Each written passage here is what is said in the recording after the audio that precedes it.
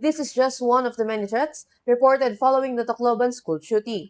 As part of their preparations, schools are now conducting not only regular earthquake drills but also active shooter drills. These drills are designed to prepare students and school personnel for the possibility of an active shooter incident by teaching the appropriate actions to take during an emergency. Meanwhile, Police Brigadier General Randy Glenn Silvio, Director of the Quezon City Police District, said they have also implemented student security protocols in coordination with the Quezon City Local Government Unit. Apat na senaryo yon. At ang gusto kasi ni Mayor Joy Belmonte na may train talaga yung mga estudyante, parang yung reaction natin sa quick drill. Dapat ganon din ang natin sa mga estudyante. Alam nila kung anong gagawin in case merong active shooter, stabbing incident,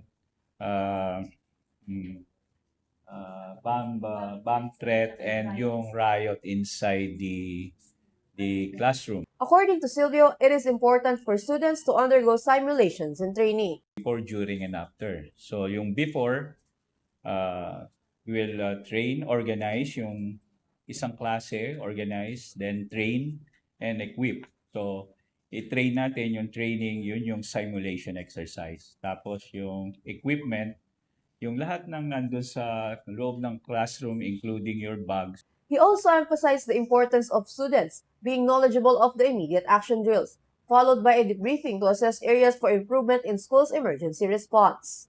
Meanwhile, strengthened security measures have also been implemented in schools as part of the DILG's Safer Metro Manila Plan, which aligns with the government's broader Safer Cities and Safer Communities initiative. Since yung in-implement natin yung Safer Metro Manila, ang instruction po ng ating SILG na 1 police officer and 1 barangay tanod ang magbabantay po sa schools natin. In addition, all station commanders are part of Viber groups that include representatives from every school to ensure faster coordination and response during emergencies.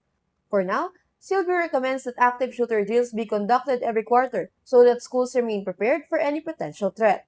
Meanwhile, the QCPD will conduct an active shooter drill and other emergency drills in coordination with the DILG and the Quezon City Local Government Unit on Friday, July 17. Kapatid Jas Paredes, we are One News.